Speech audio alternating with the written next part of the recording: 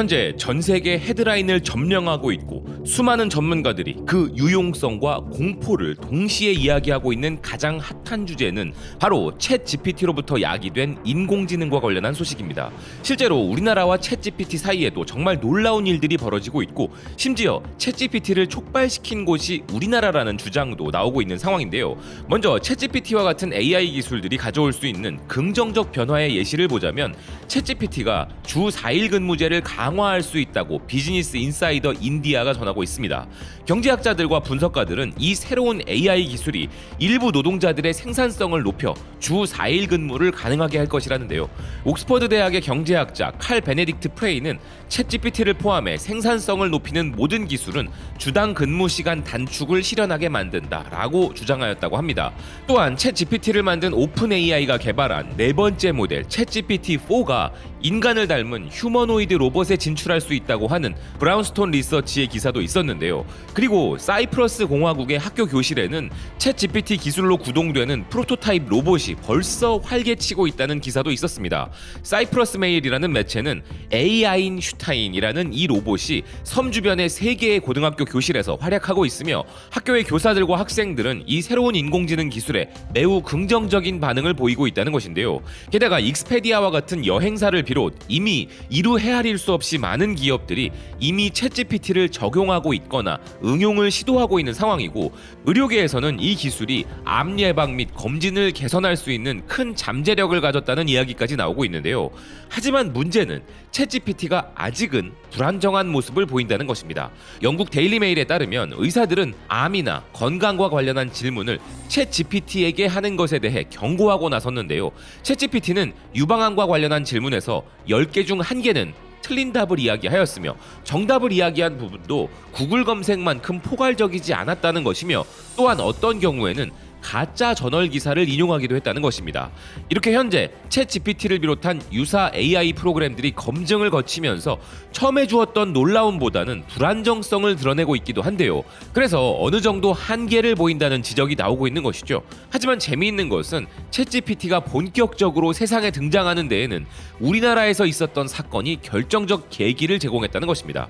미국 매체 포브스는 현재 인공지능의 폭발적 전환점에 대해 보도를 하면서 세계적으로 이런 인공지능 러시를 촉발시킨 것은 지난 2016년 한국에서 열린 바둑대회였다는 것인데요. 인공지능 프로그램 알파고가 바둑계 최고 선수인 이세돌을 꺾는 것을 수백만 명의 사람들이 지켜봤던 그 사건이 아시아는 물론 서구권에게도 아하 하는 순간을 제공하여 이때부터 인공지능 AI 러시가 촉발되었다는 것입니다. 놀라움과 공포가 공존했던 당시의 분위기는 지금 현재 시점까지 이어져 이제 알파고와는 비교도 안 되는 수준으로 인공지능이 발전해버린 상황인 것이죠. 이렇게 인공지능의 전환점을 제공한 곳의 국민들답게 현재 이 챗 GPT와 관련해서도 대한민국의 관심도는 세계 최강인데요.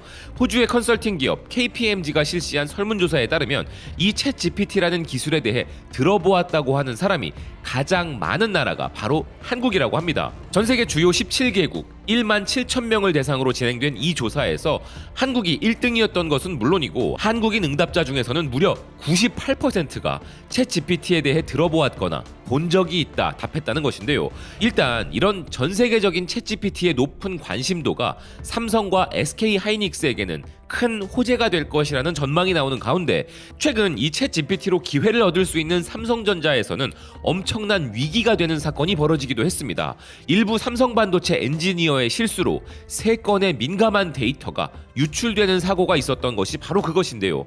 실제 삼성에서는 챗 GPT를 차단할지 여부를 놓고 씨름하고 있는 상황이며 이 문제는 비단 삼성만이 아니라 우리나라 대부분의 대기업들에게는 매우 민감한 사항이 되고 있다고 합니다.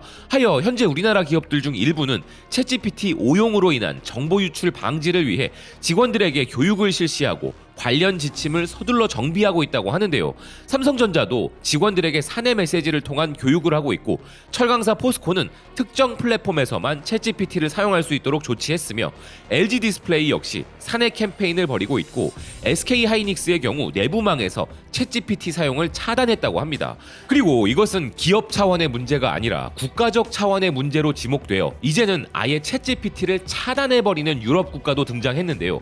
뉴욕타임스는 이탈리아 이탈리아가 개인정보 보호를 위해 챗GPT를 금지시켰다면서 이것은 챗봇이 정부 명령에 의해 차단된 최초의 사례라 전하고 있습니다. 물론 이탈리아에 이런 조치가 있기 전에도 중국과 러시아, 북한 등은 애초에 이 부분을 차단하고 나섰지만 이탈리아가 이렇게 나선 것은 유럽, 즉 EU의 움직임이기에 인공지능 업계 전체를 뒤흔든 조치가 된 것인데요. 실제로 업계가 우려하는 그런 일이 시작되고 있기도 합니다. 이탈리아 매체 디스코드 3구는 이탈리아의 챗GPT 금지 조치가 유럽 전역에서 복제될 수 있는 이유에 대해 전하고 있는데요. 이탈리아 당국이 데이터 처리 및 미성년자 보호를 위해 이를 금지시켰는데 이는 유럽 국가들의 법률상으로는 공통적인 문제로서 다른 국가들 역시 챗GPT를 금지시킬 가능성이 있다는 것입니다. 그래서 프랑스와 아일랜드의 개인정보 보호 규제 기관들도 이탈리아 측에 연락을 취했다고 하며 독일도 이탈리아의 뒤를 따를 것이라는 이야기가 나오고 있고 더 나아가서는 EU 전체로 확산될 가능성도 있다는 것인데요. 그리고 이젠 유럽을 넘어 캐나다까지도 같은 움직임을 보이고 있다고 하니 이 문제는 분명 인공지능 업계에 충격을 주고 있는 것입니다.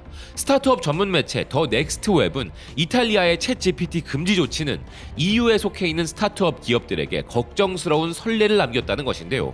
인공지능과 관련된 유럽의 신생 기업들에게는 매우 불리한 상황이 될 수 있음을 지적한 것입니다. 그래서인지 이탈리아 내부에서도 다른 목소리가 나오고 있는데요. 마테오 살비니 이탈리아 부총리 겸 인프라 교통부 장관은 이 챗GPT를 곧 재활성화하지 않는다면 이탈리아의 경쟁력이 유럽연합 동료들에 비해 떨어질 것이라고 경고하고 나선 것입니다.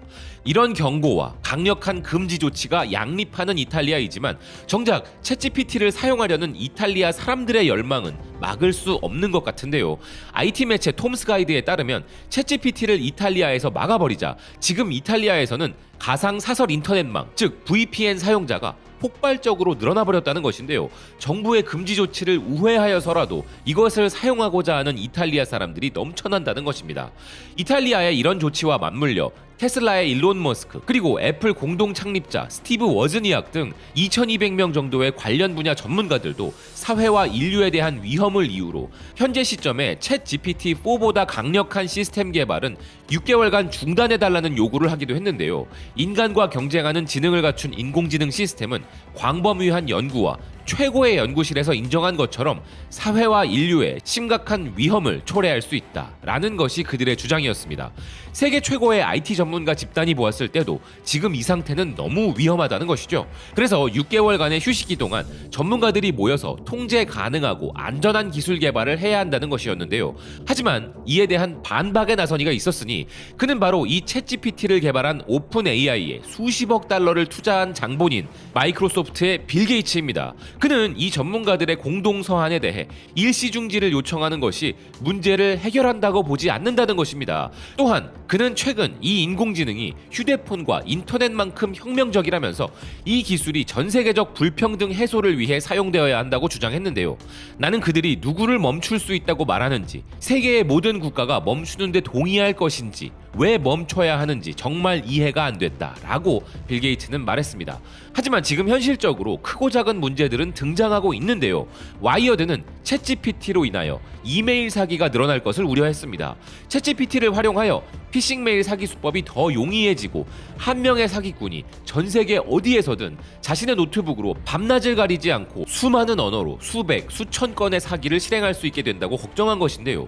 휴식기에 반대한다는 빌 게이츠를 비웃기라도 하듯이 마이크로소프트의 윈도우를 무료로 사용하기 위한 윈도우 키를 챗GPT를 통해 생성해낸 사람도 벌써 나오고 있다고 합니다.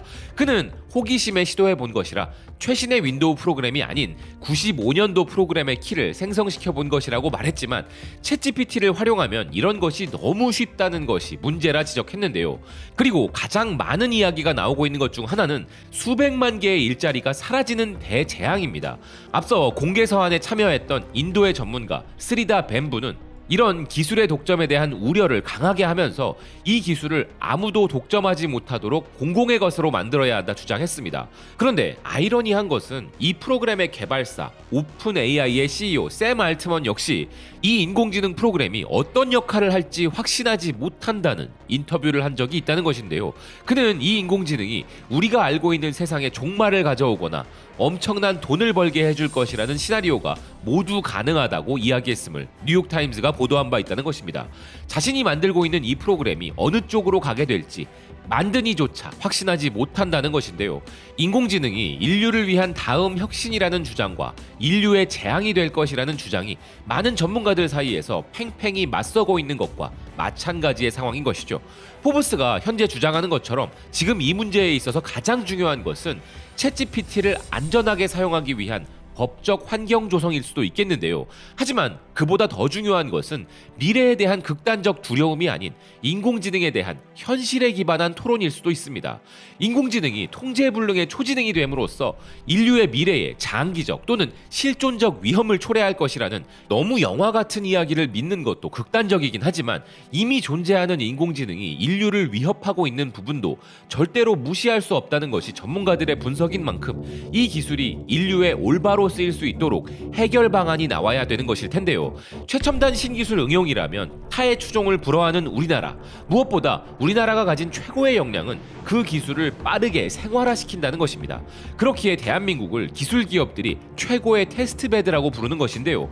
이미 챗GPT는 기업, 기관, 단체, 개인에게까지 우리 생활에 깊숙이 들어와 있고 이 혁신적 기술이 우리나라의 흥망을 결정할 수도 있기에 이 문제가 앞으로 어떻게 흘러갈지에 대한 지속적인 큰 관심이 필요하다는 생각입니다. 시청해주셔서 고맙습니다. 또 뵙겠습니다.